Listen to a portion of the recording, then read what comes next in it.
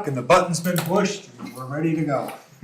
So please join me in the Pledge of Allegiance. Pledge allegiance to the flag of the United States of America and to the republic for which it stands, one nation, under God, indivisible, with liberty and justice for all. Thank you all. Okay. Do we have any additions or corrections to the agenda as printed?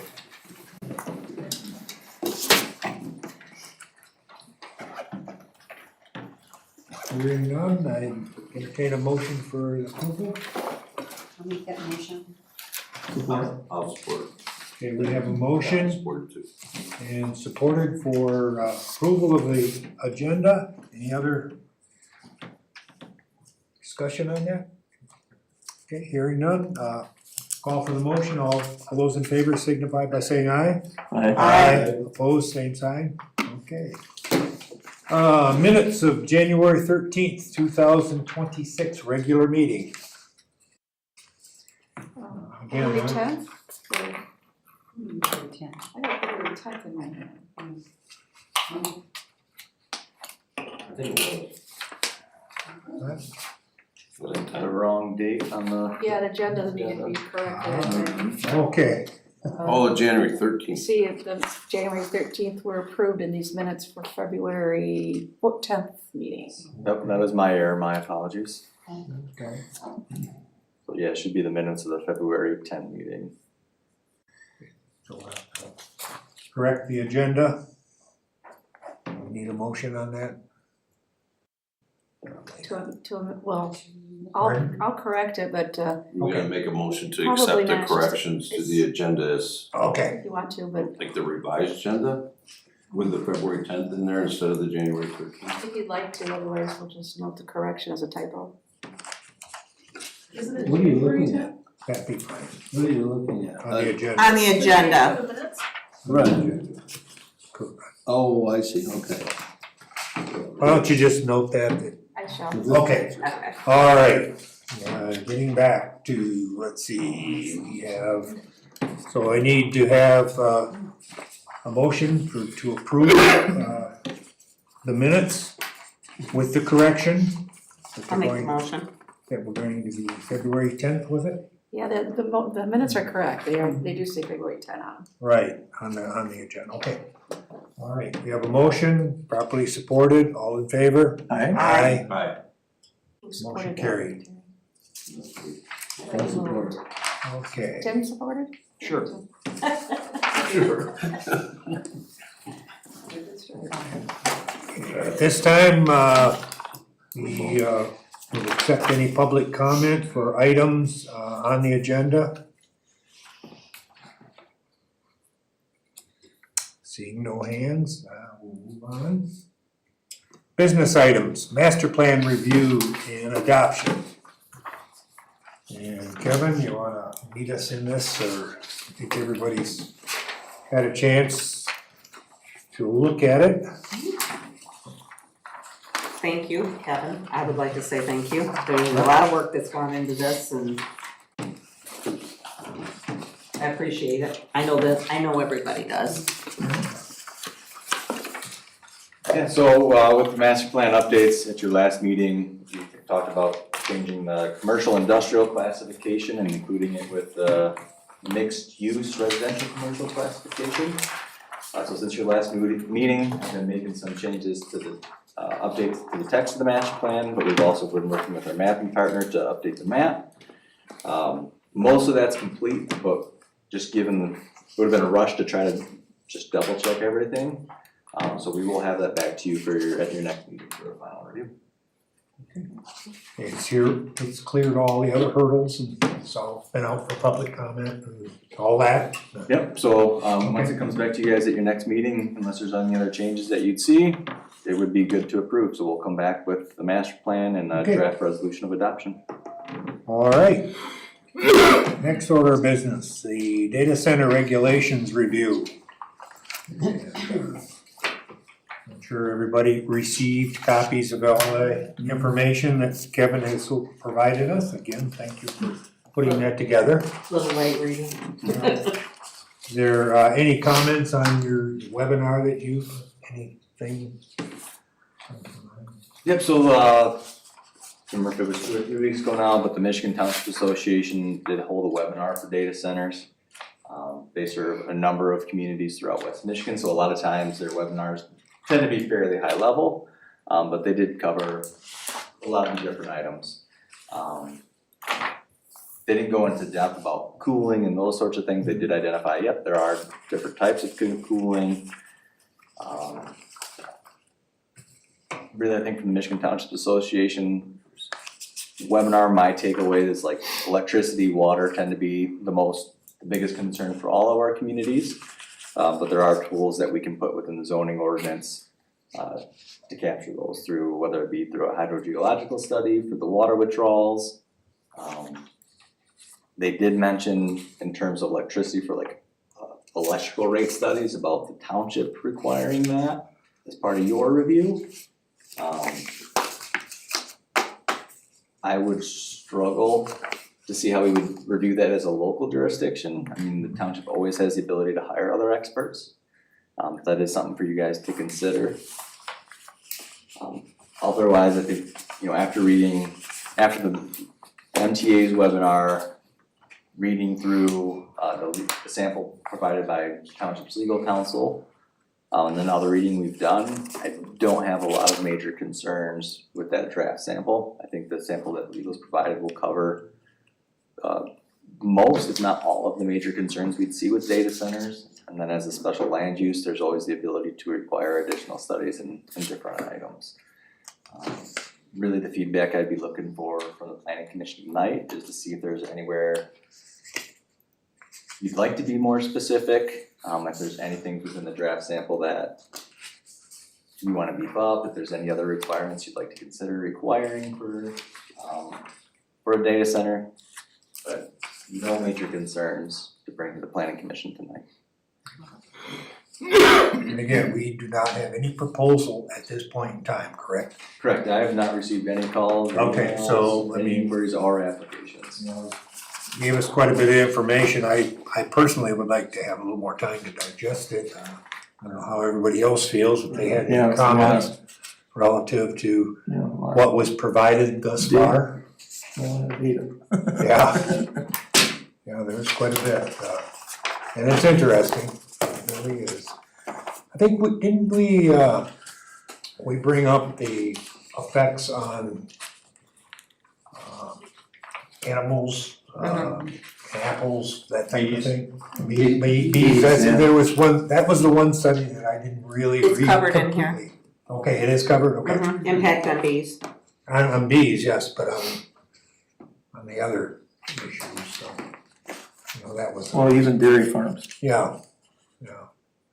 Yeah, I mean, from the reading that I've been able to do so far, I see no direct impact, other potential impacts from a data center would be similar to any impacts we would review for any industrial use, if that's where you guys propose to put it in. We're gonna do, are you gonna impact a habitat, what are your emissions, for an industrial use, maybe they're putting out fumes or other things like that. Right. I think the biggest concerns I've seen with data centers, they don't have a lot of emissions, so noise tends to be a concern. But again, with an industrial use, making sure it's set back, there's also additional requirements in the zoning ordinance for buffering against residential uses. Additionally, as a special land use, that's where the planning commission could require additional buffering. Noise from the generators, that tends to be a concern. But there were no major concerns, other than electricity and water outside of a normal industrial use. There were no other major concerns that have been brought to my attention of how they would impact nearby land uses. And I think at the last meeting, it was brought up about their proximity to schools. Has that gone anywhere? Did you? So that was kind of the same thing I was looking at. So in the reading, I didn't directly look at like impacts to schools, but similar to any other industrial use, setbacks, screening requirements. most of the concerns that I've read from the University of Michigan, the study that was done by the University of Sydney, is all closely related to electricity and the water needs. But the biggest impact I saw, and I'm trying to remember which article it was at this point, but it mentioned, I think it was one of the U of M articles about the inaudible noise and the potential impact to neighbors. Right. But there was nothing that I've come across in my reading that would indicate that there would be a special need for the consideration from a separation distance from a school. Anybody else have any questions, comments? Tim, you had a chance to digest most of that, or? Digested a lot of it, but Yeah. didn't understand a lot. I think Yeah. part of the challenge is it's such a big boom now, or they're calling it like a technology, not necessarily a boom, but bubble. So the concern is that their lifespan is not going to be there. So the biggest concerns that I've read outside of here were basically the decommissioning of them and reuse of buildings and how, because you know, technology changes so fast that they just don't really know what the lifespan of these data centers are gonna be. And there's just not a whole lot of studies. I mean, it's like a lot of things. You know, I think about like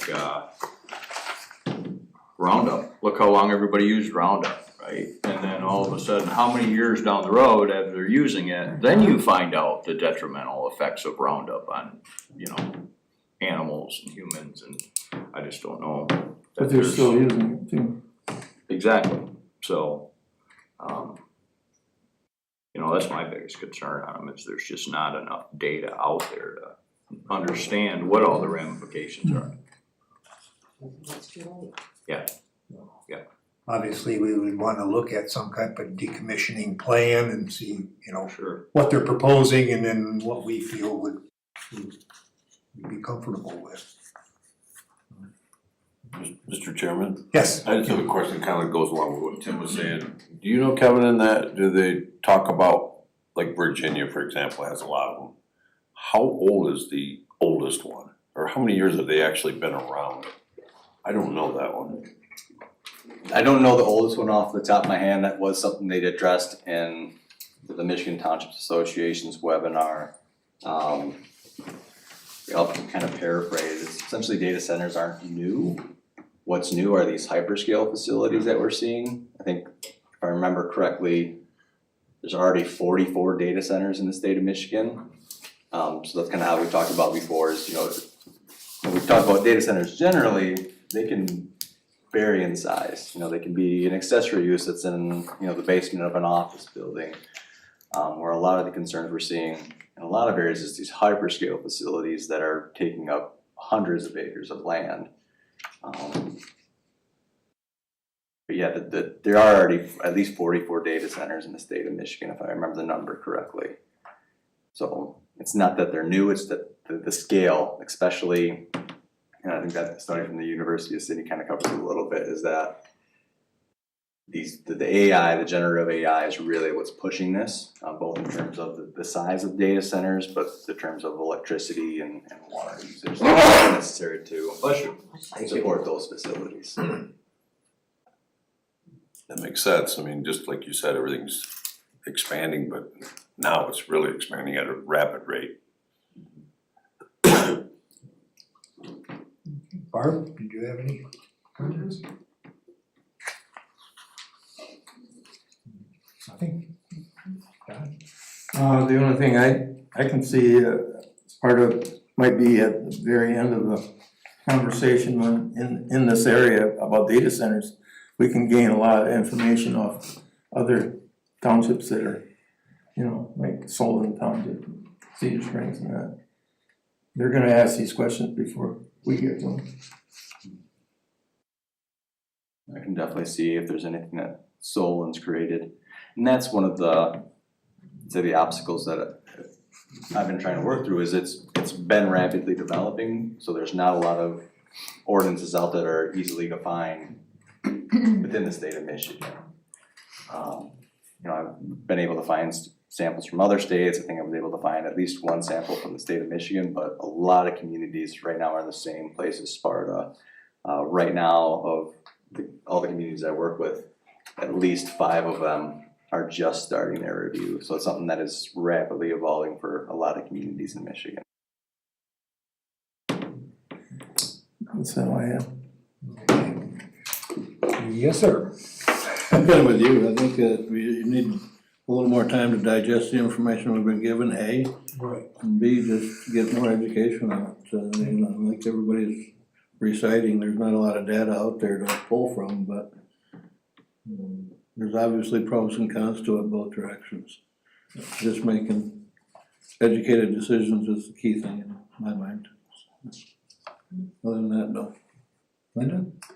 I agree, I've read a lot of it, but it's over my head. But Kevin did a really good job, I think, getting the basics down. And that's. Pointed out the major issues and discussed those, yes. Yeah. And, like what was said, these things are evolving, both from the standpoint of regulations and from their technology too, so maybe take a breath and see, the township did pass the moratorium, did they not? We will be voting on it Thursday night. I will note that Lansing has a couple of things on their plate regarding data centers right now. I just saw it in the MTA magazine that just came in the mail. Yeah, yeah, I saw that. That's on their plate that they're reviewing as well. Yeah. So, How long is the moratorium? 1 year 1 year. is what we're going to Okay. look at. So, that gives us, Gives us time. at least it gives us time and to see what Lansing does as well. So, Ken, did you have anything further? Yeah, just, I was wondering, did anybody attend or have the ability to watch which township is Microsoft trying to come into right now that's on the news all the time? They just had the meeting in Lowell. Yeah, but that one they kind of tabled, didn't they? But there was another one that Solon? Microsoft was actually at the meeting, I believe, and they were actually is that good? presenting, because on Could've been Channel 17, they were interviewing people there, how they felt, and they were talking about that whether they were open-minded when they came there, but they weren't any more in favor of it after the Microsoft. I mean, that was their opinion. But I thought of that as we were talking, I know ours are recorded, and I thought, wow, that'd be kind of neat to, I'll listen in on their meeting. Is that something we can do, Barb, do you know? Like another township, like it's recorded, we could go online and we could actually go to that recorded minutes or Absolutely. meeting, yeah.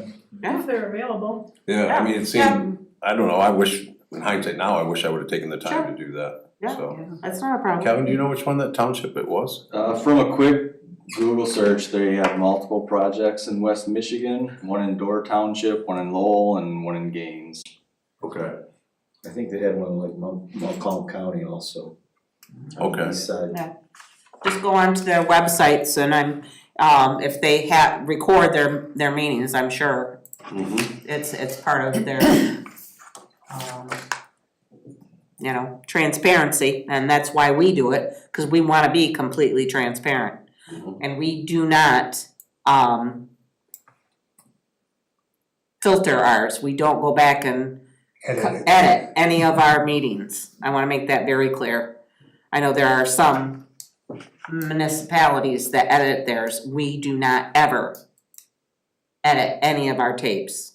So, How long are the tapes held before they're erased? I believe we keep our tapes 1 year.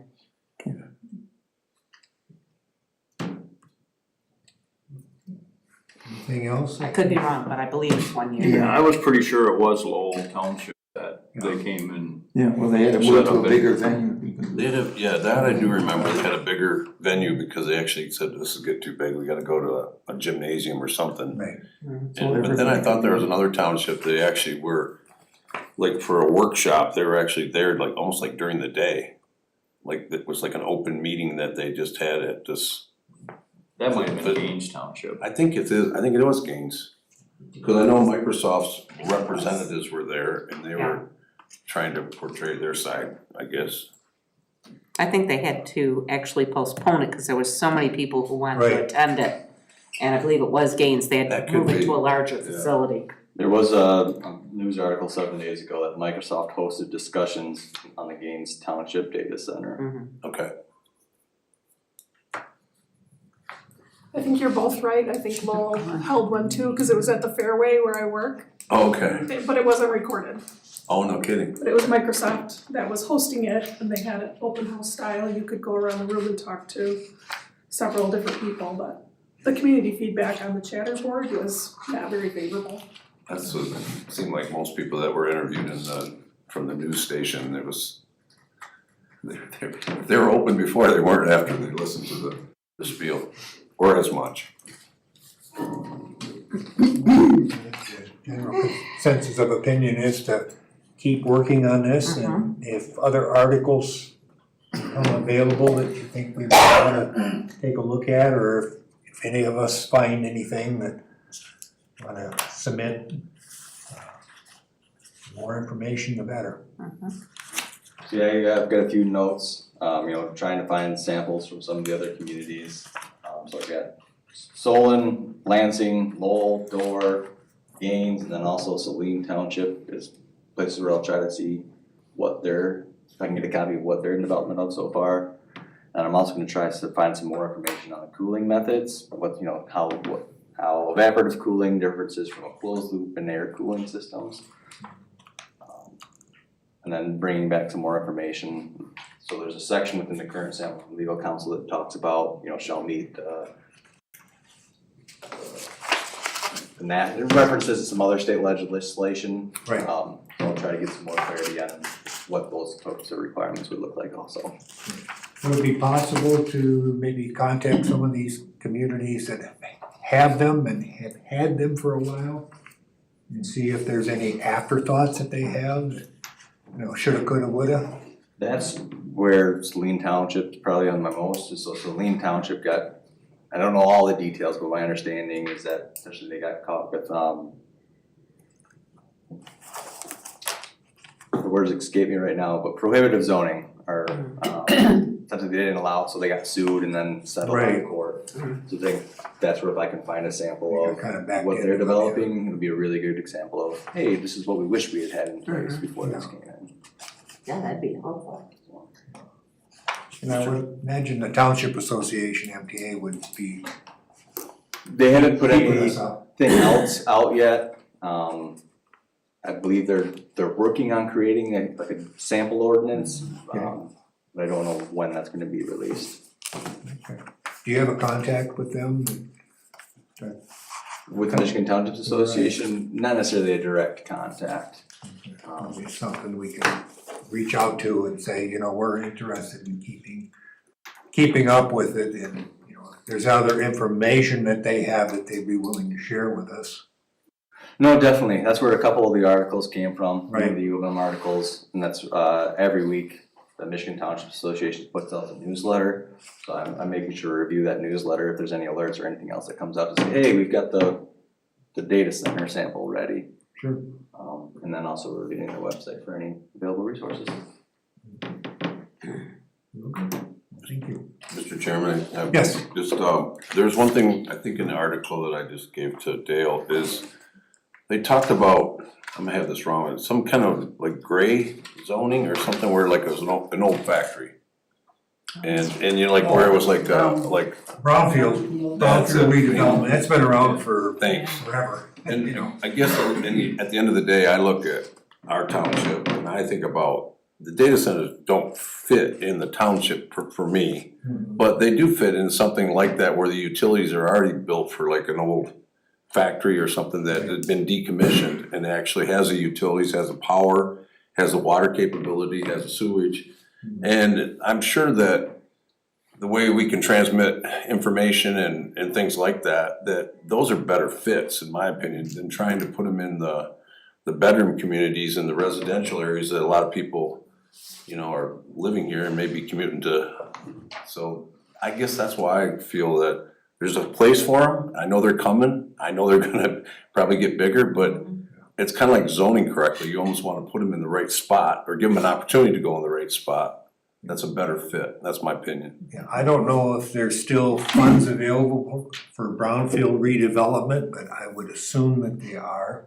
That was a big thing back when I was working, you know, Okay. because these were what we considered orphan sites. Nobody wanted to touch them Mm-hmm. because there was contamination, and at that time, there's contamination and you buy it, you own it. Right. And that's why, you know, a lot of places, they do what they call a baseline environmental audit, a BEA. They'll come in and they'll say, okay, these are the conditions under which we're buying the property. As long as we don't add to it, we're not liable for that. So, I gotcha. because otherwise there were factory sites that are just, they walked away from them, you know, type of thing, so. So, you know, brownfield redevelopment money started to come around, and I think it's still out there, I'm not sure exactly. Like I say, when I was working, it was quite a big thing, you know, so. Thank you. Welcome. So, okay. I guess, do you have anything to say, sir, on this, or, okay, Nope, Okay. just glad government's working for the people. okay. Doing our best. Christie, did you have anything more? No, I don't envy you because you're sitting in a tough spot Yeah. and trying to filter the information from such a broad spectrum is like how, where do you even get it from? You can find just about every opinion out there on the Yeah. internet. Well, That's like all say you if- have to go off from. Right. If we could, you know, maybe talk to some people that have experienced these things or are experiencing them and find out what issues they may have as afterthoughts. Because, you know, the water, electricity, and noise, those things have really been, you know, looked at. Maybe, you know, not that they're all solved, but we could, and, you know, just little things, you know. We gotta look at traffic, you know, like the one they talked about the number of jobs, and I said all along, once they're built, you're gonna have a janitorial staff and a security staff there, and that's it, you know, so. And they're, you know, and they basically, in some of the articles, they said, you know, it's you know, it's probably not from the community, so there's not that big thing, well, we're gonna bring you jobs, you know, type of thing. You know, sure, they might stop at the Taco Bell now and get lunch, but that's be about it, you know, so, okay. All right, Well, what communities did they walk away from? It'd be interesting to find out. yeah, What those communities did that the data centers chose not to develop it. Yeah. Right? it's almost as if they're doing what they call a shotgun approach, just throw them out there and see where they can get somebody to bite on it, you know? Cause they can, you know, they can just about build them anywhere, it sounds like it, you know, one way or another, so. All right, Mr. Chairman, one thing I did find when I was kind of going down the rabbit hole a little bit is I could not find one data center that went into a community listing a certain number of jobs that they would provide that actually hit that number. right, oh, yeah. Like the Switch in Grand Rapids, they guaranteed 100 of these high-paying jobs, over 500 jobs total. They didn't create any jobs, right? It was just another construction project, so construction teams around just filled them. And they did use up to, the data I read, they did use around 400 different employees on the construction portion of it. They started out with 40 and now they have 3. Yeah. Permanent employees. I read that article. 30. Well, it's kind of like the switching station we have right here in Sparta from AT&T. I mean, there's only a couple people there a couple times a day or a week, Right. you know, now. And they walk in, make sure the light bulbs are on and everything's going. That's about it. So that's not a big selling point. All right, real good. Well, with that, we'll get on to our next agenda item, accessory dwelling unit regulations.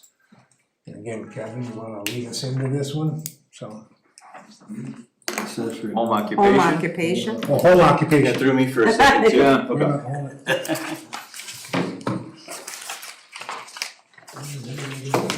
This is the gentleman. Oh, okay.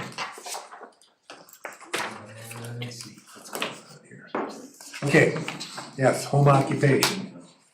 So, a couple months ago, the planning commission had heard from the public about potentially changing some of the home-based occupation regulations. Since that time, we've gathered a few different sample ordinances for your review. And the question is, so right now, home occupations in Sparta Township are only allowed to occur within the single-family dwelling. There's no outdoor storage, and the home occupation can't use any accessory buildings for its use.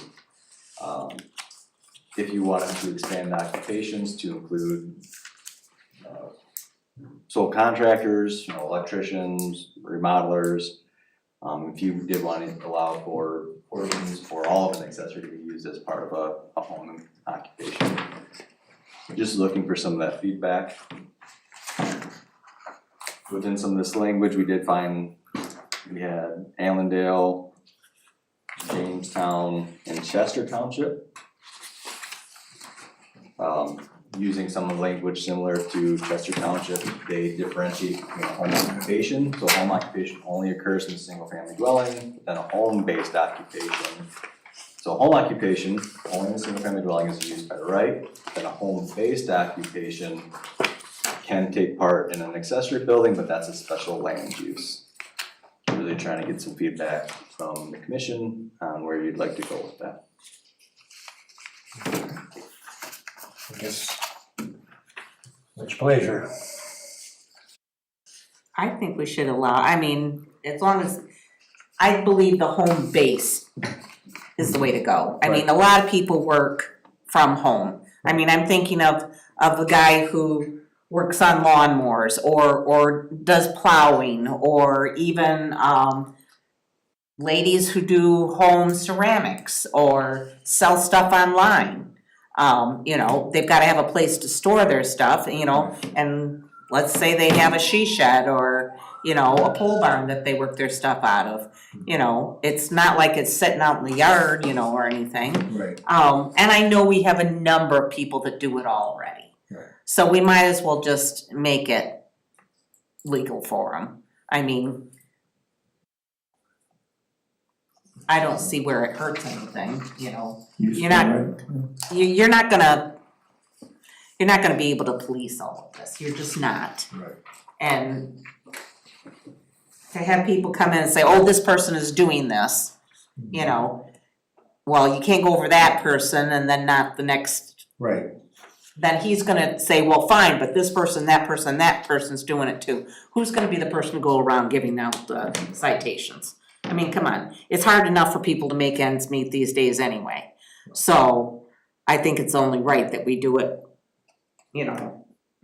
by special land use, is that what you're saying?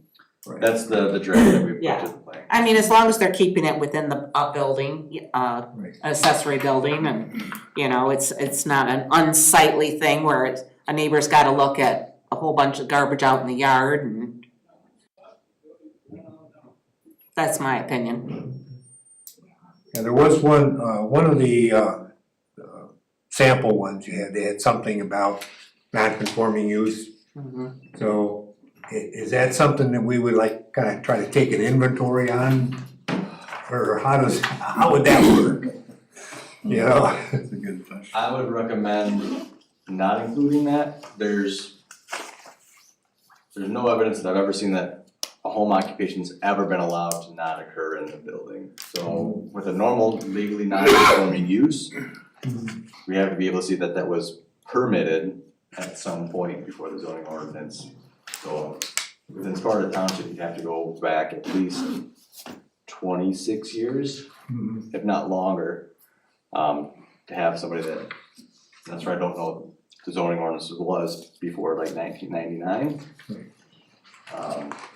You have to go back a long way to be able to show that that was legally permitted. So if somebody can show that, hey, somebody approved me operating, it would be considered a legally non-conforming use without that in place.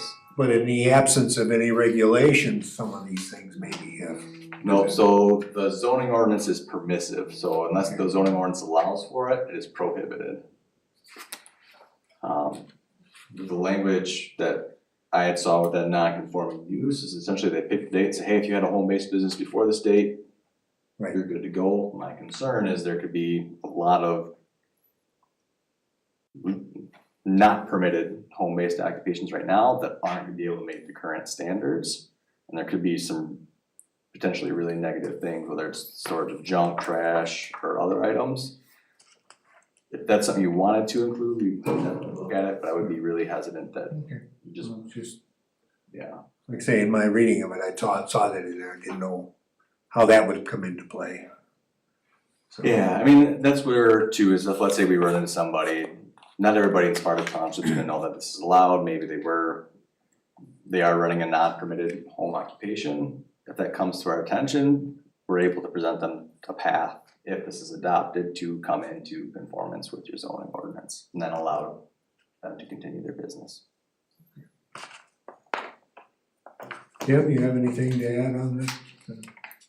No, my concern's kind of the same as Barb's, how do you police it, right? Because an ordinance is only as good as what you can enforce on it, and I just don't know how you'd police it. For example,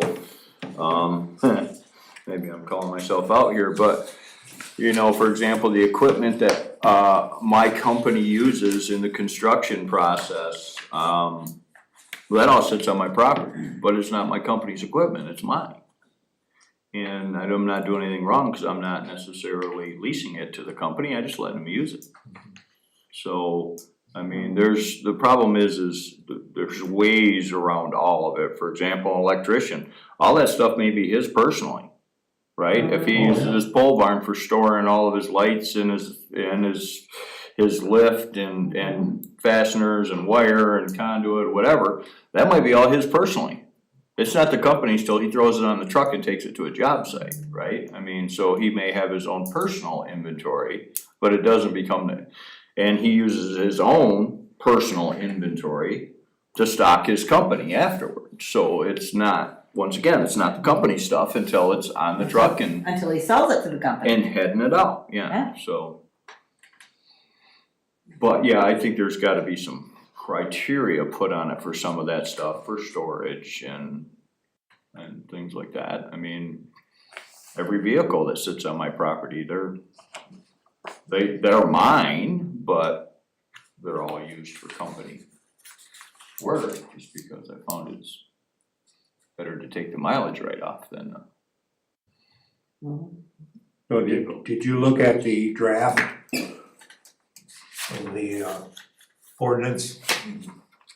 I did. I kinda just briefed over it because I was spending a lot of time reading about data centers, so. Cause that seemed to be the hot topic. So we know that we got one complaint. Do we get other complaints about these businesses? I've only had the one complaint as far as I can remember that's been there. Usually home-based businesses, when you're meeting the intent, hey, you can run a business out of your home, Right. essentially nobody knows you're running it. You don't get a lot of complaints. Usually the issues that I've run into the years is where traffic gets really bad. One of my first examples was somebody bought a house. They had a pool in the backyard and they started running a swim school. So that caused a lot of traffic and a lot of issues with the neighbor, and the township I was working for got a call. We've had people that started off maybe, hey, fixed friend's car out of their garage or something like that, and all of a sudden they essentially just grew this small business, and now you've got 10 cars sitting out front and working later, and it becomes a job. That's an issue. Ran into an instance where somebody essentially started running a warehouse out of their pole barn, and again, once it grew, and then we had semis backing into the road. So those are usually the times when, for the communities that I've worked for, is when you start to get the calls, and when you start to see an issue that's impacting your noise or traffic or something like that. Outdoor storage can be an issue also at times. Don, you got anything? No, I don't have it.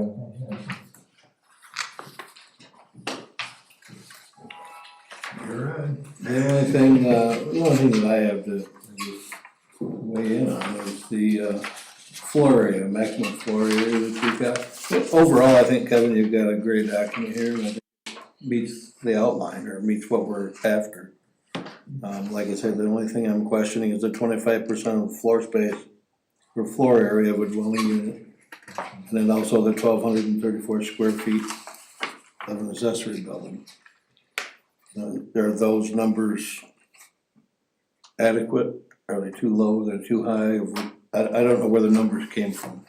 I guess The 25% in the current zoning ordinance, so you can only use 25% of the home. I think it's pretty common for provisions, essentially, like a lot of communities wanna see that you're using the home principally as a home. So, Right. going back to that pool, the swim school, like, nobody was living in that house in the first place. They bought it specifically only to be a business. So whether or not that's the right number, that's definitely something we can review, but that came from the current ordinance. The 1,234 square feet, I just did 1, 2, 3, 4 That's what I to make thought. sure that you guys had a place to have a conversation. It's like, do you wanna put a maximum square footage on that? You fine with somebody using their whole pole barn, I guess that's the question, that's the thought that arises to me, you know, I mean, if somebody's gonna do a home-based business and they've got a 40 by 60 pole barn, and the true intent of that pole barn is to use it for that business and run out of it. If they can only use 1,234 square feet as an example, is that enough for an excavating company or a lawn care service? To where they can keep their stuff indoors and keep it tidy, so it's not out in the yard. And that would be the one concern I'll bring to the planning commission's attention with the recent amendment to the accessory buildings, is you can get a rather large pole barn on a relatively small property, especially, and I'm trying to pull up the exact numbers right now. That would be the only concern that I want you to think about, of whether or not to put a maximum square footage. So for an accessory building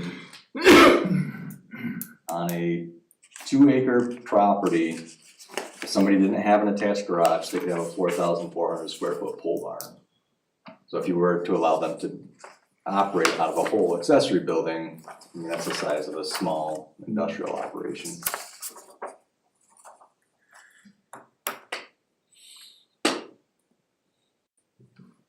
I guess my concern with that is there again, it's policing, right? Right. How do you police it to say, okay, wait a minute, you're using 1,500 instead of 1,200? Just a thought. Linda? Ken? That was, I just wrote that before Dale was saying about policing the 25% of the square foot, the weight, that's personal, that's business, that's this. That just sounds like a real can of worms for me. And then who would be the person that would, so it kind of goes back to what you guys originally said, if it's not enforceable, then I don't know if it's important to require it, so. That is something that the planning commission, we could put that right in the ordinances, you could require it as a condition of approval that the business owner gives the township the authority to, you'll see that with sand mines and a lot of other similar uses where the applicant gives us the authority to enter the building and conduct periodic inspections. In practice, again, would only be if we had a complaint about somebody doing something they're not supposed to.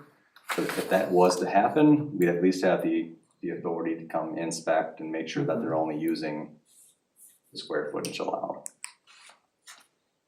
I guess what's the problem with the using whatever they have? If they have a 4,000 square foot building, they're keeping it inside. They're not creating a nuisance outside. Yeah. That'd be my take on it. Yeah, if the planning commission doesn't have any concerns, we don't have to put a maximum square footage. The only concern that might be is just, again, the scale, so. Right. But you likely see impacts, so like you said, if there's no traffic impacts or noise impacts, then those are usually the things that are gonna cause issues. So if you don't have a concern, we can change that language. Mr. Chairman? Yes. And kind of along the lines, like, I'm thinking of like specifically like Tommy Drive, you have a private road. Let's just say we allow the person at the end of that road to have a business, and then you'd have that potential traffic up and down that road. Is that something, when you say the traffic, I'm a little confused, how will you control, like using your example of the swim school, if they were teaching 2 people, it wouldn't be a problem, but 10 becomes a problem. You know what I mean? What's that magic number that I guess we say that we don't wanna negatively impact the neighbor, but that's kind of subjective, isn't it? Well, it would be part of the special land use reviews, parking, how many people are you gonna have there, and the planning commission's able to put, be able to review a site plan, be able to take those things into considerations and put limits. Hey, you can only have more than 3 people there. The private road is a really good point. I wish I had thought of it myself. Got one. Cause we did have one, there's a community that I worked in that we had a home occupation get approved. They built a pole barn. They got letters of support from all their neighbors, but then once the business started operating, the township started to get complaints about the traffic up and down a small private road. That could be a requirement of a special land use on a private road, is that you require approval from all of the neighbors that use that private road. It's not a bad idea. Right, One couldn't thing, they do that through their private road agreement? I mean, they have some type of an agreement, like the HOA would have something. yeah. It gets tricky, and that's even making that recommendation, I'd wanna check a couple of things about requiring all the neighbors to approve it. But even with private road agreements, there's not always clear language of how much traffic. There's usually an easement Right. that says you have access for you and your guest. So there might not be language in that private road agreement that would limit the amount of traffic from a home occupation. And now with Amazon trucks being here 24/7. I have one that stops across the street to the neighbor every day, 2 or 3 times a I've got day. one next door neighbor that. Yeah. I mean, you do have here under F, no traffic shall be generated by such home occupation in greater volumes that would normally be expected in a residential neighborhood, Yeah, and any need for parking generated by the conduct of such home occupation shall be met off the street. So, I mean, What if they're hoarders? The only thing is, like, normally is what has kind of borders tough. got to do with that? You like to order stuff from Amazon? One other thing, I think, along the same lines of that development, I'll say Tommy Drive using that, they got 10 people there. But they change hands, like the house changes Good hands, point. so. Yeah. I got a neighbor that, like, just say, cause I own the other property down there, and so you got a neighbor that one minute he sells it, and then the new neighbor goes, hold on a minute, that'd be a moving situation. The original, come to us in the planning commission, and well, I did have approval, but that person, 2 of the people aren't even there anymore. But if it's, like you said, if it's part of your HOA, they know it going in. That's fair, and maybe that's the way you can do it that way, and control it that way. That was one of the issues with that business I was talking about, is one of the neighbors that wrote a letter of support sold that house before the home occupation was put in place. So then never told the person that bought the house that there was this home occupation at the end of the road, and that was one of the persons that had the most complaints. Sure. Failure to disclose. That is something, as you mentioned, is there could be non-transferable language, so that if the Right. home occupation changes hands, that they have to return to the planning commission for review of the special land use. Good point. Is the special land use will run with the property or normally? Yeah, by default, the special land use would run with the property, but we've seen that language for other different uses that it's not transferable. So that way, especially with the home occupation, at least making sure that the new owner's aware of all the restrictions that are in place. That is something we could look at adding.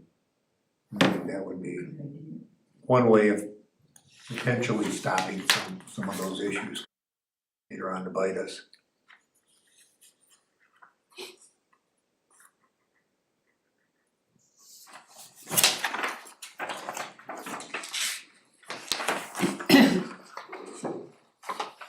So you wanna work that language into this and then maybe right in the square footage?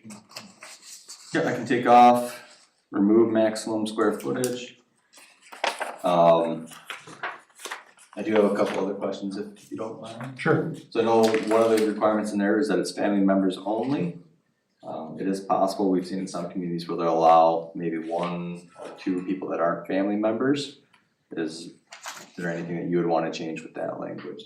Should it be family members only residing on the property, or is there some flexibility for those regulations? I'm confused. Are we still talking home occupation? Yes. Excuse me.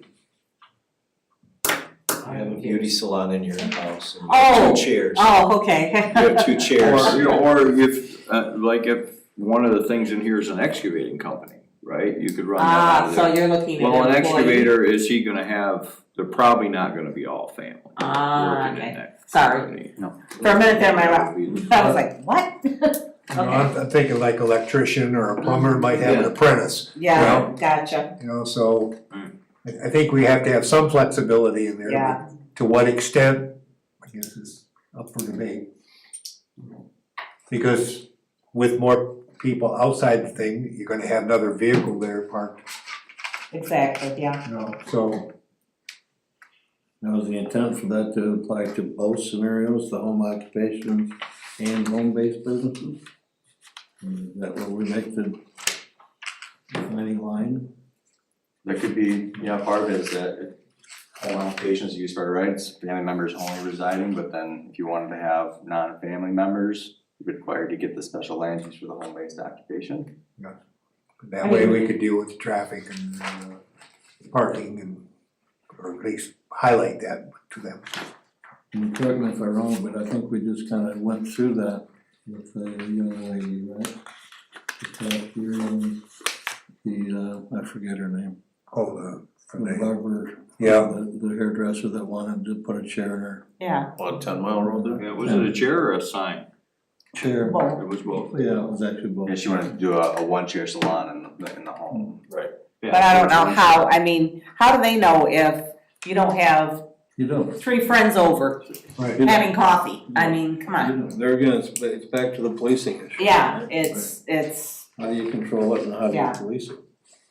Policing issue, glad you're here to it's back to the Alice, you know, But I guess the neighbor. in our example, right, your excavating company or your electrician, that's gonna be more of a home-based business in my Yeah. mind versus a home occupation. Would that be a correct assumption, Kevin? That would probably be my assumption, Yeah. because you'd then have some equipment properly stored in a pole barn or outdoors or. So is that where we make that change, you know?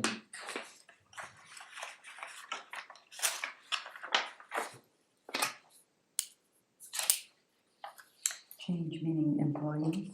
Yeah, as far as the reference to the only family members, working in the business versus, or do we rewrite it all to where there can be employees and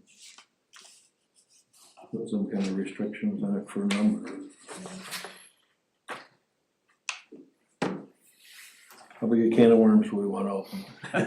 No, I'm kind of trying to figure out what in the scenario is there's gonna be a loophole or something we don't Yeah. cover. Sure.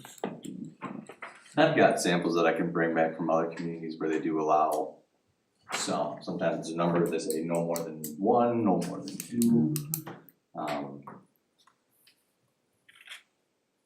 With the home-based occupation, obviously as a special land use, that gives the planning commission some more Flexibility. capability and flexibility. Mhm. You know, if they come and say, hey, we wanna have 2 employees, then you're able to look at your review standards and see what the impact would be to the intent and the character.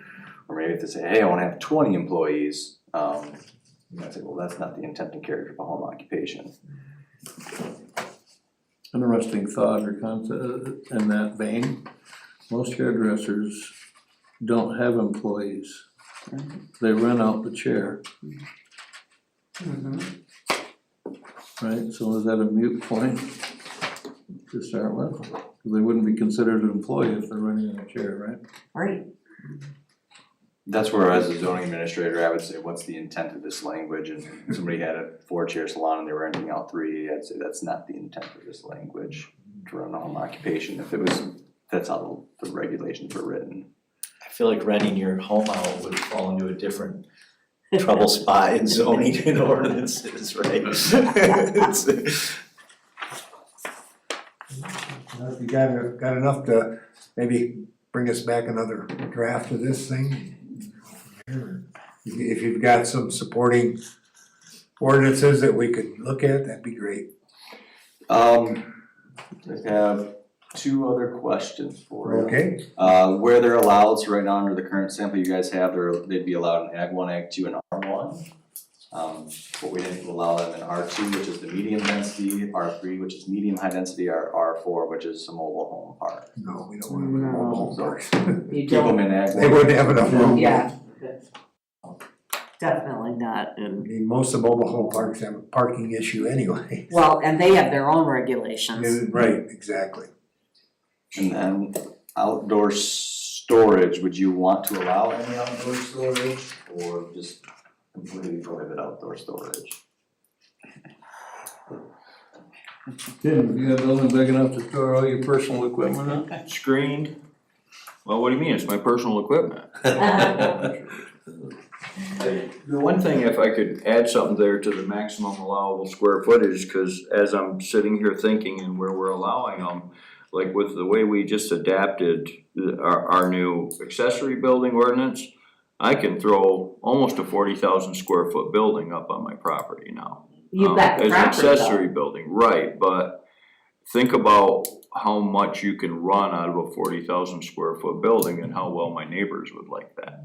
You know, I mean, so I don't know if we should put a maximum square footage on it. I think 1, 2, 3, 4 is a little low, but I don't know if there's something we should think about there also. What number are you thinking? I don't know. Or Tim, to your point, if you do the percentage, then logically, a person that's gonna run this business out of there, the percentage kind of limits you a little bit because you're not gonna put the 40,000 for 75% of it to be your own personal.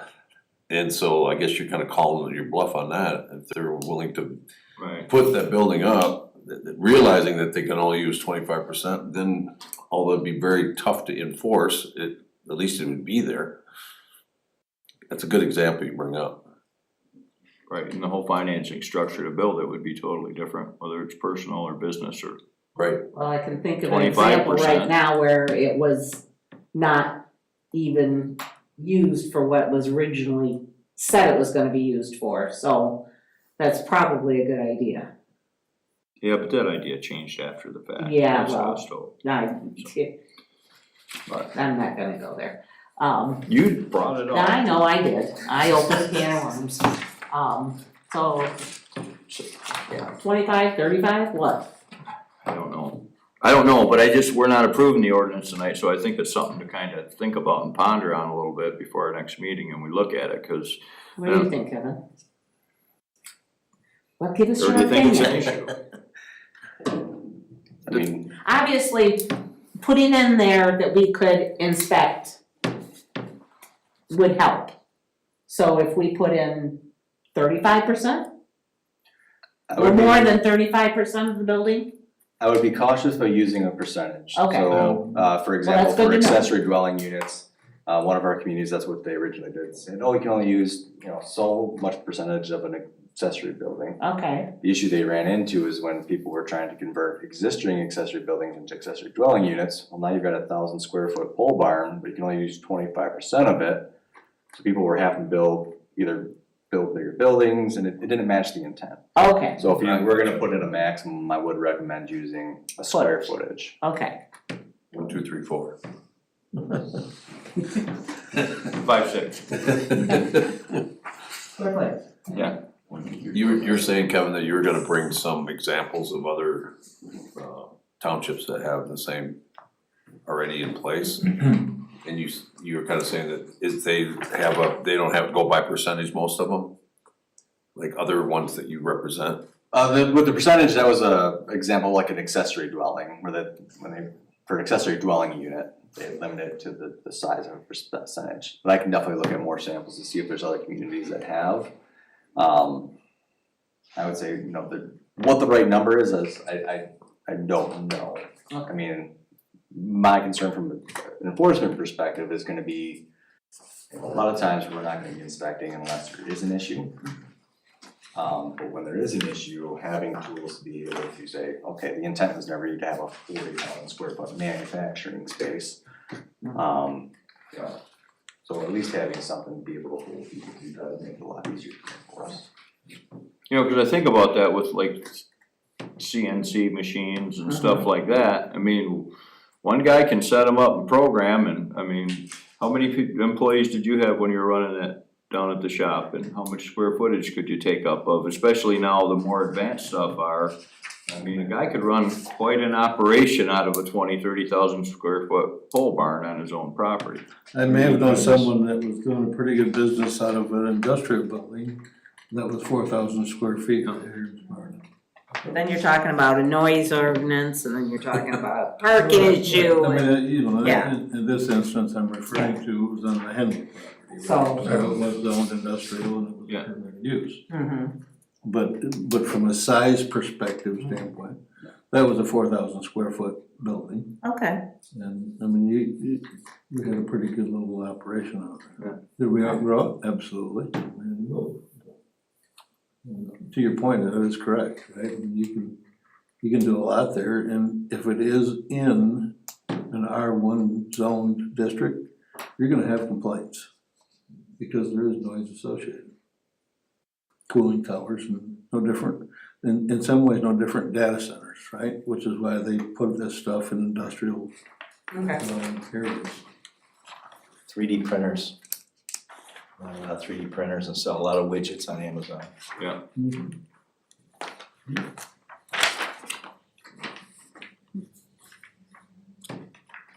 And it works. Anything else on that? Just whether or not you'd want to allow, and we don't have to figure it out, I can bring back some more samples, but if Right. you wanna completely prohibit, or if you are open to allowing for some outdoor storage. You say some, they're gonna, Yeah. they're gonna run with it. I personally, I think none. Cause people, My question on that is like a landscape company or a excavating company, Yeah, trailers and stuff. trailers and stuff. I mean, if we gonna say you gotta keep it indoors, we're then gonna have a 40,000 square foot building that needs that for trailers and tractors and. Yeah. I don't have a problem with it properly screened. Yeah, that's a good point too. No. A buffer or something, fence or trees or. yeah, you got one guy down on. Looks like we got more to think about on this one. Yeah, I think we have to think about some amount about storage, and it's the right amount, but I don't know.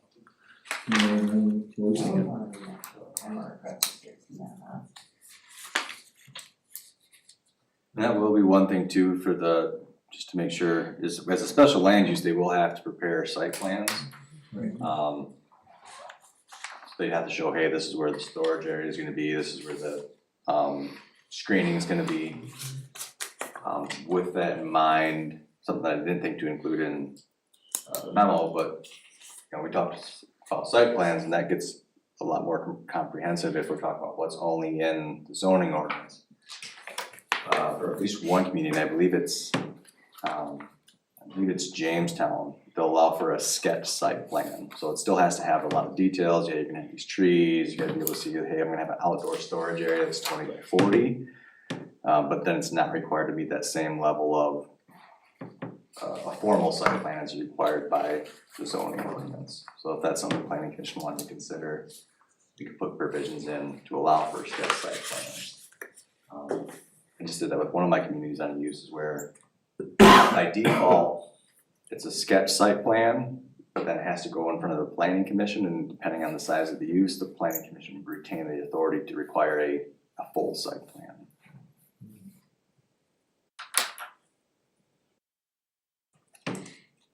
My comment on that is I think the site plan is more conducive to the scale of the businesses we're talking about. Because when you get into full-blown site plans, it can get expensive, can't it? Cheapest in town, Dale. I mean, you got I know a you deal. are. That's why I use you, but. Yeah, but you're right. I mean, the general rule is that if they can lay it out on there, I don't know why you would need a full site plan for. Something more than just in a napkin. And I've had those submitted. Those days are gone. Yeah, Fran? yeah, just about.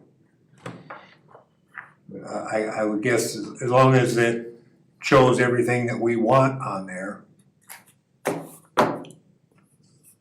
And I guess, you know, we have the ability to review it, and if we have questions, we'll have questions.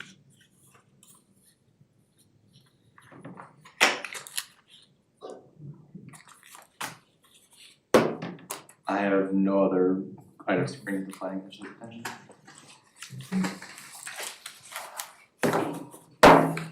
All right.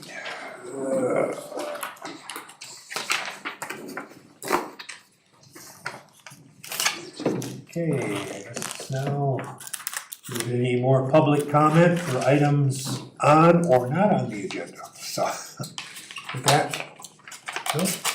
Christie? Officer? Just here to see what's going on in the community. The safety of the community obviously is important to everybody, and part of that is staying plugged into what actually is happening in the community, and that. Right. So we try to attend a few meetings every year to make sure we're tuned in. Well, that's good. Thank you for your service Appreciate every it. single day. Appreciate that, thank you. Yes. Okay. Any other things we wanna discuss or I don't have anything. ask Kevin? Weather's starting to break and we're gonna start working in the cemeteries again, so if you know anybody who would like to volunteer to come out and work in the headstones. The forecast? I know, I'm trying to be optimistic, come on. Starting to break, he's gonna be able to use his ice skating rink again here. I'm thinking that. If you're looking for something to do this summer and wanna get involved, please join us in the cemetery, I'll be posting it I get online. involved with one more thing, my wife will divorce me. My husband's already mad at me, I just became a historical commissioner. If anybody has to head south, just know that you're headed into the eye of the storm. Yes, Yeah, please be tornadoes and safe stuff. tonight. Leave your phones in your bedrooms just in case. And you stay safe every day. Yeah, I just received this, I haven't had a chance to look at the legislative thing. There's a Is there whole anything- bunch of things in there I circled. Lots. How do you get on that mailing list? I will talk to Mercy to get you on there.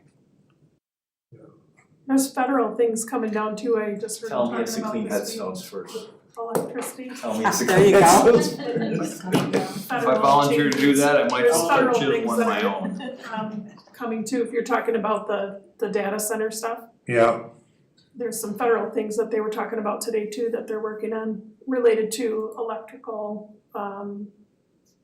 charges, you know, that not trickling down to the consumer, which are the residents, which Michigan already has something in place, but it's interesting to see that they're having this conversation at the federal level as well. There's a lot in there where they wanna take the control away from the local municipalities regarding zoning. well, that's been, Please, please, For a please couple of years. contact your yeah, local. that's been in the wind for a while. pretty much. Do not need them to take that away from us. We do have one bill to amend limits on water withdrawals, provide for energy and water usage report requirements for data centers, so. So they're looking at it. All right. Well, I guess with that, I entertain a motion for adjournment. Make that motion to adjourn. We have a motion, All support. properly support, all in favor? Aye. Thank you. And that's the whole reason that you gotta be able to enforce stuff, otherwise we'll be there. Unfortunately, we wouldn't need guys like that if it wasn't human nature. Thanks for coming. Yeah, it's like, Love to you see guys people here. really drive down the Don't highway. let us talk into an empty room. As soon as you see something and I don't. Get it for me?